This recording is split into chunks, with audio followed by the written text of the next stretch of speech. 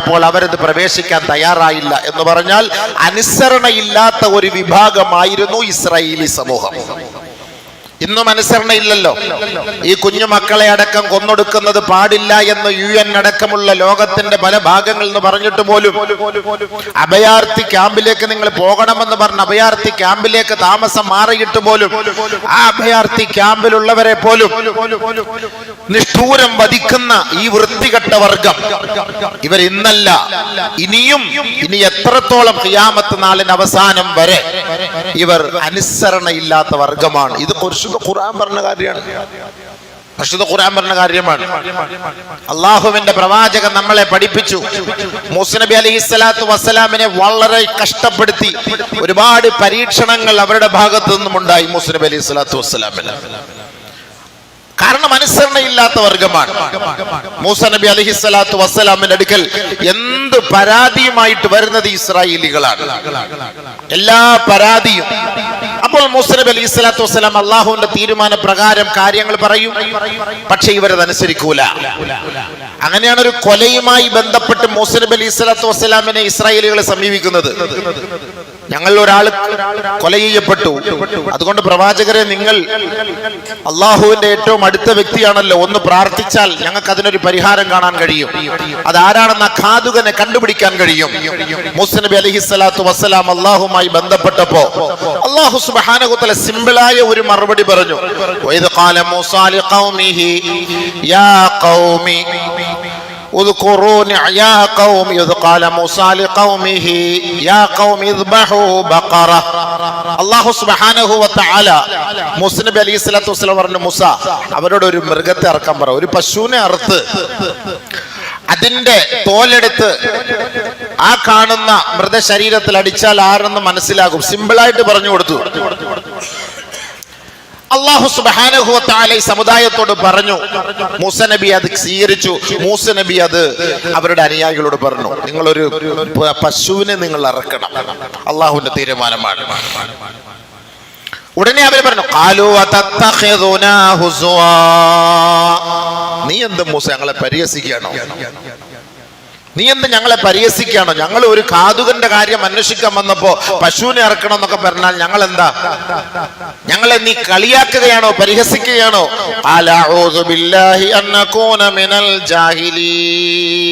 അല്ലാഹുവേ, കണ്ടോ മൂസ നബി അലൈഹിസ്സലാത്തു വസ്സലാം ഈ ഇസ്രായേലി വർഗത്തിന്റെ വിഷയം പറയുന്ന കൂട്ടത്തിൽ മുഴുവനും ആയത്തുകൾ പരിശോധിച്ചറിയാം, ഇവന്മാര് വിവരമില്ലാത്തവന്മാരാണ്, ഇവന്മാര് ജാഹിലീങ്ങളാണ്, വിവരം കെട്ടവന്മാരാണെന്ന മൂസ നബിയുടെ അനുയായികളെ കുറിച്ച് മൂസ നബി പറഞ്ഞത്. എന്നാൽ നബിയുന റസൂലുള്ളാഹി തങ്ങളുടെ അനുയായികളെ കുറിച്ച് പറഞ്ഞെന്താ? അസ്ഹാബി കന്നുജൂം, എന്റെ അനുചരന്മാർ, എന്റെ അനുയായികൾ നക്ഷത്ര തുല്യരാണ്. നബി സല്ലല്ലാഹു അലൈഹി വസല്ലം തങ്ങൾ പറഞ്ഞതാണ്, എന്റെ അനുയായികൾ നക്ഷത്ര തുല്യരാണ്. എന്നാൽ മൂസ നബി അലൈഹി സ്വലാത്തു വസ്സലാമിന്റെ അനുയായികളെ കുറിച്ച് മൂസ നബി അലൈഹി സ്വലാത്തു വസ്സലാം പറഞ്ഞെന്താ? വിവരമില്ലാത്തവന്മാരാണ് ഇവന്മാർ, വിവരമില്ലാത്ത വിഡ്ഢികളായി പോയല്ലോ പടച്ചവനെ. അന്നേ ആ ശാപപ്പേരിന് അർഹരായവരാണ്. ലുഇനല്ലദീന കഫറൂ മിൻ ബനീ ഇസ്രായീല അലാ ലിസാനി ദാവൂദ വഈസ ഇബ്നു മറിയം ദാലിക ബിമാ അസൗ വകാനൂ യഅതദൂൻ കാനൂ ലാ യതനാഹൗന അൻ മുൻകരിൻ ഫഅലൂ ലബിഅസ മാ കാനൂ യഫ്അലൂൻ. لعن الذين كفروا من بني إسرائيل على لسان داوود وعيسى بن مريم. നോക്കണേ, ഓരോ പ്രവാചകന്മാരുടെ ശാപം ഏറ്റുവാങ്ങിയവന്മാരാണ് ഈ വർഗം. ഗുണം പിടിക്കൂല, ഈ ഖിയാമം വരെ ഈ വർഗം ഗുണം പിടിക്കൂല. ഇവര് തിരിയാനും മനസ്സിലാക്കാനും ഈ അക്രമങ്ങളിൽ നിന്ന് പിന്തിരിയാനും ഇവർ പോകില്ല. കാരണം ശാപം ഏറ്റ വർഗമാണ്. ആരുടെ ശാപം? നമ്മളെ പോലെ സാധാരണക്കാരന്റെ ശാപമല്ല, പ്രവാചകന്മാരുടെ ശാപമേറ്റ വർഗമാണ് ഇസ്രായേലികൾ. ഈ ജൂതവർഗം പ്രവാചകന്മാരുടെ ശാപമേറ്റവരാണ്. ഈ പ്രവാചകന്മാരുടെ ശാപമേറ്റവർ എന്നെങ്കിലും രക്ഷപിടിച്ച ചരിത്രമുണ്ടോ? രക്ഷപിടിക്കുകയേ ഇല്ല. ഖുർആൻ പറഞ്ഞ വാക്കാണ് ലൂഇന, അവർ ശപിക്കപ്പെട്ട വർഗമാണ്. കഫറൂ മിൻ ബനീ ഇസ്രായീല അലാ ലിസാനി ദാവൂദ വഈസ ഇബ്നു മറിയം. ദാവൂദ് നബിയുടെ നാവാലും ഈസ നബി അലൈഹിസ്സലാത്തു വസ്സലാമിന്റെ നാവാലും ഇനി ഓരോ പ്രവാചകന്മാരെ കുറിച്ച് അല്ലാഹ് പറഞ്ഞില്ല എന്നേ ഉള്ളൂ. ചരിത്രം അങ്ങോട്ടും ഇങ്ങോട്ടൊക്കെ ഉള്ളിലേക്ക് പരതി നോക്കുമ്പോ ഓരോ പ്രവാചകന്മാരുടെ നാവിലൂടെയും ഇവർ ശപിക്കപ്പെട്ട വർഗമായി മാറി.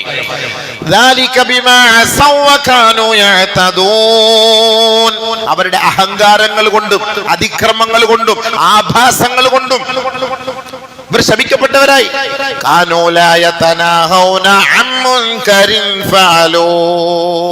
ഏതൊരു കാര്യം ചെയ്യരുത് എന്ന് പറഞ്ഞാൽ അത് ചെയ്യും ഇവർ. ഇതായിരുന്നു ഇവിടെ സ്വഭാവം. അപ്പോൾ കാണുന്ന അങ്ങനല്ലേ, കുഞ്ഞുങ്ങളെ കൊല്ലരുത്, അഭയാർത്ഥി ക്യാമ്പിലേക്ക് നിങ്ങൾ ജനീവ കരാർ പ്രകാരം ഇത് തെറ്റാണ്, അങ്ങനെ ചെയ്യരുത് എന്ന് ലോകം മൊത്തം വിളിച്ചു പറഞ്ഞിട്ടും, ജൂതന്മാര് പറഞ്ഞിട്ടും, ഇന്ന് നിലനിൽക്കുന്ന ഇസ്രയേലിലുള്ളവർ പറഞ്ഞിട്ടും ഈ ജൂതവർഗം അത് കേൾക്കാൻ തയ്യാറല്ല. അതാണ് രസം.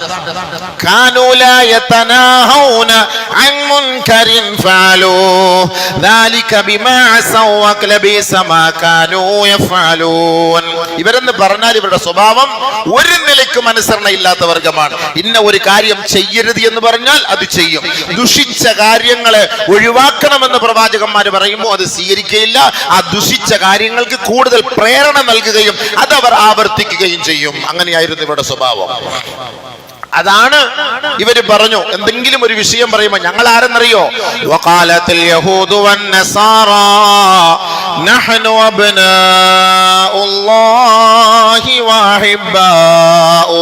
ഞങ്ങൾ എന്ത് അനുസരിക്കണം മൂസ? ഞങ്ങൾ അല്ലാഹുവിന്റെ മക്കളാണ്, ഞങ്ങൾ അല്ലാഹുവിന്റെ മക്കളാണ്, ദൈവപുത്രന്മാരാണ് ഞങ്ങൾ. ഞങ്ങൾ എന്തിനനുസരിക്കണം? ഞങ്ങൾ ഭൂമിയിൽ വാഴ്ത്തപ്പെട്ടവരാണ്, ദൈവത്തിന്റെ ഇഷ്ടദാസന്മാരാണ്, ഇഷ്ടപുത്രന്മാരാണ്. അതുകൊണ്ട് ഞങ്ങൾ നിന്നെ അനുസരിക്കേണ്ട ആവശ്യമില്ല, ഞങ്ങൾക്ക് എല്ലാ പൊരുത്തവും തൃപ്തിയും ദൈവത്തിന്റെ ഭാഗത്ത് നിന്ന് കിട്ടിയിട്ടുണ്ട്. ഇവര് പറഞ്ഞ വാക്കാണ് വഖാലത്തിൽ യഹൂദു വന്നസാറാ നഹ്നു അബ്നാഉല്ലാഹി വഹിബ്ബാഉ. ഞങ്ങൾ അള്ളാന്റെ സന്താനങ്ങളാണ്, അള്ളാന്റെ ഇഷ്ടദാസന്മാരാണ്, അവരാണ് പറയുന്നത്. അതുകൊണ്ട് ഞങ്ങൾക്ക് പ്രശ്നമില്ല. അതുകൊണ്ട് നീയും നിന്റെ സമുദായം നീ ഇഷ്ടപ്പെടുന്നവരുമായിട്ട് പൊയ്ക്കോളി, ബൈത്തുൽ മുഖദ്ദസിലേക്കോ എങ്ങോട്ടോ പൊയ്ക്കോ, ഞങ്ങളെ കൊണ്ട് ഇതൊന്നും പറ്റൂല. അതാണ് അപ്പൊ മൂസ നബി അലൈഹി സ്വലാത്തു വസ്സലാം ഒരു മൃഗത്തെ അറക്കാൻ പറഞ്ഞപ്പോ അങ്ങ് അറുത്താ മതി.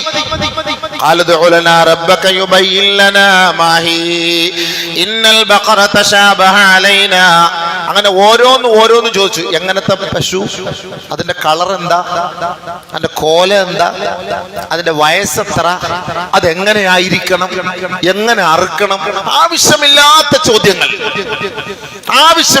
ചോദ്യങ്ങൾ. ബഹുമാനപ്പെട്ട മൂസ നബി അലൈഹി സ്വലാത്തു വസ്സലാം പറഞ്ഞു, അലഊദു ബില്ലാഹി അൻ നകൂന മിനൽ ജാഹിലീൻ. ഈ വിവരമില്ലാത്ത ജനതയിൽ നിന്ന് അല്ലാഹ് നിന്നോട് ഞാൻ കാവൽ ചോദിക്കുന്നു. അല്ലാഹ് ഒരു കാര്യം പറഞ്ഞ അനുസരിക്കലാണ്, അനുസരണ ഇല്ലാത്ത വർഗ്ഗമാണ്. അപ്പൊ ഇവരെ കുറിച്ച് അല്ലാഹ് എന്താ ഖുർആനിൽ പറഞ്ഞത്? ഈ അനുസരണ കട്ട വർഗത്തെ കുറിച്ച് ഖുർആൻ പറഞ്ഞ വാക്കെന്താ? ثم قست قلوبكم من بعد ذلك فهي كالحجارة أو أشد قسوة. അല്ലാഹ് പറഞ്ഞ വാക്ക കൽഹൃദയങ്ങളാണ് ഈ ജൂതവർഗം. കൽഹൃദയങ്ങളാണ് ഈ ജൂതവർഗം. കല്ലിനുമുണ്ട്, കല്ലും ചിലപ്പോ നമ്മളോട് കരുണ കാണിക്കും. അല്ലാഹു പറയാ വഇന്ന മിനൽ ഹിജാറതി ലമാ യതഫജ്ജറു മിൻഹുൽ നാർ വഇന്ന മിൻഹാ ലമാ യശഖഖു ഫയഖ്റുജു മിൻഹുൽ മാ വഇന്ന മിൻഹാ ലമാ യഹ്ബിതു മിൻ ഖശിയത്തില്ലാഹ് വമല്ലാഹു ബിഗാഫിലിൻ അമ്മാ തഅമലൂൻ. ചില കല്ലുകൾ പൊട്ടിപ്പിളർന്ന് അതിൽ നിന്ന് വെള്ളം അല്ലാഹു നമുക്ക് നൽകുന്നു. ചില കല്ലുകൾ കരയുകയാണ്. ചില കല്ലുകൾ മുകളിൽ നിന്ന് പർവ്വത സാനുക്കളിൽ നിന്ന് സമുച്ചയത്തിൽ നിന്ന് അല്ലാഹയെ ഭയപ്പെട്ട് താഴേക്ക് വീഴുകയാണ്. ചില കല്ലുകൾ പുഴകളായി നമുക്ക് സാന്ത്വനത്തിന്, നമുക്ക് സമാധാനത്തിന്റെ മന്ദമാരുതൻ വീശിത്തരുന്ന എത്രയോ നല്ല പുഴകളുണ്ട്. ഈ കല്ലുകൾ നമുക്ക് ദുനിയാവിൽ നമ്മളോട് ദയയും നമ്മളോട് ലാളിത്യവും കാണിക്കുമെങ്കിൽ ഇതുപോലും കാണിക്കാത്ത വർഗമാണ് ജൂതവർഗം എന്ന് അല്ലാഹു സുബ്ഹാനഹു വ തആല ഖുർആനിൽ പറഞ്ഞു. അവൻ ഏത് വർഗത്തെ അവൻ അനുസരിക്കാനാണ്? ആര് പറഞ്ഞാൽ അവൻ കേൾക്കാനാണ്? അവൻ കേൾക്കുകയില്ല. ഇത് ഖുർആന്റെ വാക്കാണ്. ഇത് അള്ളാഹുവായിട്ട് ആളുകളെ ഇറക്കി ഇവരെ മുരടോടുകൂടി പറിച്ചെറിയുകയാണ്. അതാണ് അള്ളാഹിന്റെ തർത്തീബ് അവസാനമായിട്ട്. ബഹുമാനമുള്ള സഹോദരങ്ങളെ, ഖുർആൻ പറഞ്ഞ വാക്കതാണ് അനുസരണയില്ലാത്ത വർഗം. ചെയ്യരുത് എന്ന് പറഞ്ഞാൽ ചെയ്യും, അത് തന്നെയാണ് അവരുടെ തർത്തീബ്. അതുകൊണ്ട് അല്ലാഹു സുബ്ഹാനഹു വ തആല ഈ പരിശുദ്ധമായ സ്ഥലത്ത് ഒരുപാട് അനുഗ്രഹങ്ങൾ ചെയ്തിട്ടുണ്ട്. അതിന്റെ ബർക്കത്ത് കൊണ്ടാണ് ഇന്നും നിലനിന്ന് പോകുന്നത്. ഇത്രയും പ്രശ്നങ്ങൾ ഉണ്ടെങ്കിലും അല്ലാഹു ഈ പ്രവാചകന്മാര് കടന്നു വന്ന പ്രവാചകന്മാരുടെ പാദസ്പർശം ഏറ്റതിന്റെ ബർക്കത്ത് കൊണ്ട് പല അനുഗ്രഹങ്ങളും ആ നാട്ടിൽ അല്ലാഹു വെച്ചിട്ടുണ്ട്. ആ അനുഗ്രഹങ്ങളുടെ പേരിലാണ് അല്ലാഹു സുബ്ഹാനഹു വ തആല ഇപ്പോഴും ഈ സമുദായത്തിന് പിടിച്ചു നിൽക്കാനുള്ള ഒരു ഹെൽപ്പ് അവിടെ നൽകുന്നത്. ആ ഒരു സ്ഥലത്തിന് മറ്റൊരു പേര് ഉണ്ട്, വാദി നംല് എന്ന് പറയുന്ന ഒരു പേരുണ്ട്. വാദി നംല് ഫലസ്തീനിന്റെ മറ്റൊരു പേരാണ് ആ നാട്ടില്. അതായത് ബഹുമാനപ്പെട്ട സുലൈമാൻ നബി അലൈഹിസ്സലാത്തു വസ്സലാം നടന്നു പോകുമ്പോ എറുമ്പിൻ കൂട്ടം സംസാരിച്ച ഒരു സ്ഥലമുണ്ട്. അതാണ് വാദുൻ നംലി എന്ന് പറയുക. ആ സംസാരം കേൾക്കാനുള്ള ഭാഗ്യം ഇബ്രാഹിം നബി അലൈഹി സ്വലാത്തു വസ്സലാമിനുണ്ട്. സുലൈമാൻ നബി അലൈഹി സ്വലാത്തു വസ്സലാം സുലൈമാൻ നബി അലൈഹി സ്വലാത്തു വസ്സലാമിന് അള്ളാഹു പല കഴിവുകളും നൽകി. അതിൽ ഒരു കഴിവാണ് പക്ഷി പറവാദികളുടെ സംസാര ഭാഷകൾ മനസ്സിലാക്കാൻ, എറുമ്പിൻ കൂട്ടത്തിന്റെ സംസാര ഭാഷകൾ മനസ്സിലാക്കാൻ, അതേപോലെ കാറ്റുകളെ നിയന്ത്രിക്കാൻ. ഇതിനുള്ള ഭാഗ്യം അല്ലാഹു സുബ്ഹാനഹു വ തആല സുലൈമാൻ നബി അലൈഹി സ്വലാത്തു വസ്സലാമിന് നൽകി. ഹത്താ ഇദാ അതൗ അലാ വാദിൻ നംൽ ഖാലത് നംലതു യാ അയ്യുഹൻ നംലു ദഖുലൂ മസാകിനകും ലാ യഹ്തിമന്നകും സുലൈമാൻ വജുനൂദുഹു وهم لا يشعرون فتبسم ضاحكا من قولها وقال رب أوزعني أن أشكر نعمتك التي أنعمت علي وعلى والدي وأن أعمل صالحا ترضاه وأدخلني برحمتك في عبادك الصالحين. ബഹുമാനപ്പെട്ട സുലൈമാൻ നബി അലൈഹി സ്വലാത്തു വസ്സലാം നടന്നു പോകുമ്പോ ആ പലസ്തീനിന്റെ മണ്ണിൽ വാദി അൻ-നംല് എന്ന് പറയുന്ന സ്ഥലമെത്തി. ഹത്താ ഇദാ തൗ അലാ വാദിൻ നംല്, എറുമ്പിന്റെ കൂട്ടം ഉള്ള സ്ഥലം, അതിന്റെ താവളം, അതിന്റെ പരിസരത്തെത്തി. قالت نملة يا أيها النمل ادخلوا مساكنكم لا يحطمنكم سليمان وجنوده وهم لا يشعرون. എറുമ്പിൻ കൂട്ടങ്ങളെ, നിങ്ങൾ എല്ലാവരും അകത്തേക്ക് കയറിക്കോളി, സുലൈമാനും പരിവാരങ്ങളും വരുന്നുണ്ട്, അവരൊക്കെ ചവിട്ടി നിങ്ങളെ കൊന്നുകളയും, അതുകൊണ്ട് നിങ്ങൾ എല്ലാവരും അകത്തേക്ക് കയറിക്കോളി. ഇത് ആര് കേട്ടു? സുലൈമാൻ നബി അലൈഹി സ്വലാത്തു വസ്സലാം കേട്ടു. ഫതബസ്സമ ളാഹികം മിൻ ഖൗലിഹാ, ചിരിച്ചു, പുഞ്ചിരിച്ചു. അത് കേട്ടിട്ട് എറുമ്പിന്റെ സംസാരം കേട്ടിട്ട് ബഹുമാനപ്പെട്ട സുലൈമാൻ നബി അലൈഹി സ്വലാത്തു വസ്സലാം ചിരിക്കാണ്. ഫതബസ്സമ ളാഹികം മിൻ ഖൗലിഹാ, അല്ലാഹു എനിക്ക് ചെയ്ത ഏറ്റവും വലിയ ഒരു അനുഗ്രഹമാണ്. അല്ലാഹുവേ, ഈ ഉദരജീവികൾ പടച്ചവനെ, ഈ എറുമ്പിൻ കൂട്ടത്തിന്റെ ഭാഷ നീ എനിക്ക് മനസ്സിലാക്കി തന്നല്ലോ അല്ലാ. ഉടനെ ബഹുമാനപ്പെട്ട സുലൈമാൻ നബി അലൈഹി സ്വലാത്തു വസ്സലാം അല്ലാഹുവിനോട് പറഞ്ഞു, ഖാല റബ്ബി ഔസിഉനി അൻ അഷ്കുറ നിഅമതക അല്ലതി അൻഅംത അലയ്യ വഅലാ വാലിദയ്യ വഅൻ അഅമല സാലിഹൻ തർളാഹ് വഅദ്ഖിൽനി ബിറഹ്മതിക ഫീ ഇബാദിക സ്വാലിഹീൻ. അല്ലാഹുവേ, എനിക്കും എൻ്റെ പിതാവിനും നീ തന്ന അനുഗ്രഹം നിന്റെ മാർഗത്തിൽ ചെലവ് ചെയ്യാൻ നീ എനിക്ക് പ്രചോദനം നൽകണേ അല്ലാഹ്. കണ്ടോ, ഒരുപാട് ദൃഷ്ടാന്തങ്ങൾ ഇതിലുണ്ട്.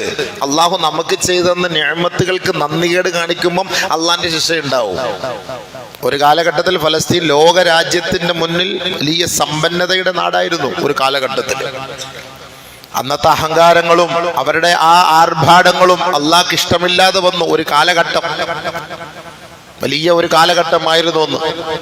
അന്ന് വ്യഭിചാരത്തിന് വേണ്ടിയും അനാശാസ്യ പ്രവർത്തനത്തിന് വേണ്ടിയും ആ മുഖദ്ദസായ മണ്ണിനെ അവർ ഉപയോഗപ്പെടുത്തിയപ്പോൾ അന്ന് പണ്ഡിത ഉലമാക്കൾ ഇതേപോലെ മെമ്പറിൽ നിന്നും പള്ളിയിൽ നിന്നും വിളിച്ചു പറഞ്ഞു, ഇത് അരുത്, തെറ്റാണ്, മുബാറക്കായ സ്ഥലമാണ്, ബാറകനാ ഹൗലഹു, അല്ലാഹു ബർക്കത്ത് ചെയ്ത സ്ഥലമാണ്, ഇതൊന്നും നിങ്ങൾ ചെയ്യരുത്, തെറ്റാണെന്ന് വിളിച്ചു പറഞ്ഞപ്പോൾ പണ്ഡിതന്മാരെ, ഇന്ന് നമ്മൾ ഉലമാക്കൾ പ്രാസംഗികന്മാരൊക്കെ പറയുമ്പോൾ അതിൻ്റെ കീഴിൽ മോശമായ കമന്റ് ഇടുന്നതിൽ കൂടുതൽ നമ്മുടെ കാക്കാമാരാണ് എന്നതുപോലെ തന്നെ അന്നത്തെ കാക്കാമാരും പണ്ഡിതന്മാരെ തെറി വിളിച്ചു.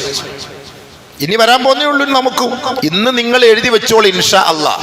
ഈ ഉലമാക്കൾ ഇന്ന് നടക്കുന്ന സംഭവങ്ങൾ, ഇനി ഇന്ത്യ രാജ്യത്തിലടക്കം വരാൻ പോകുന്ന സംഭവങ്ങൾ ആലിമീങ്ങൾ പറയുമ്പോൾ നിങ്ങൾക്ക് ഒരു പരിഹാസമായിരിക്കും. ഇൻഷാ അല്ലാഹ് എഴുതി വെച്ചോളിൻ. അള്ളാഹു അന്ന് കാണാനും ജീവിച്ചിരിക്കാനും ഭാഗ്യവും തൗഫീഖും ഉണ്ടെങ്കിൽ നമുക്ക് ഈ കമന്റ് അടിച്ചവന്മാർക്കല്ല അന്നൊരു വെല്ലുവിളി ഉണ്ടാകും. അന്ന് മനസ്സിലാക്കും അന്ന് ഈ പണ്ഡിതന്മാർ പറഞ്ഞത് യാഥാർത്ഥ്യമാണെന്നുള്ളത്. ഇപ്പൊ മനസ്സിലാവില്ല, ഇപ്പൊ കളിയാക്കും, ഇപ്പൊ പരിഹസിച്ചുകൊള്ളട്ടെ. അതന്നെ ആ വർഗം. ഞങ്ങൾ എന്തെങ്കിലും ഒരു കാര്യം പറയുമ്പോൾ ഞങ്ങളെ പരിഹസിക്കലല്ലേ നിങ്ങളുടെ ജോലി? ഇതല്ല പറഞ്ഞ വാക്കാൻ. പ്രവാചകന്മാരോട് പറഞ്ഞെങ്കിൽ പ്രവാചകന്മാരുടെ അനന്തരാവകാശികളായ പണ്ഡിത മഹത്തുക്കൾ ഇത് ലോകത്തോട് വിളിച്ചു പറയുമ്പോ നമ്മളെ പരിഹസിക്കാനുള്ള ഒരു വിഭാഗമായി നമ്മുടെ മുസ്ലിം സമുദായം അതപ്പതിച്ചു പോയി. അങ്ങനെയാണ്.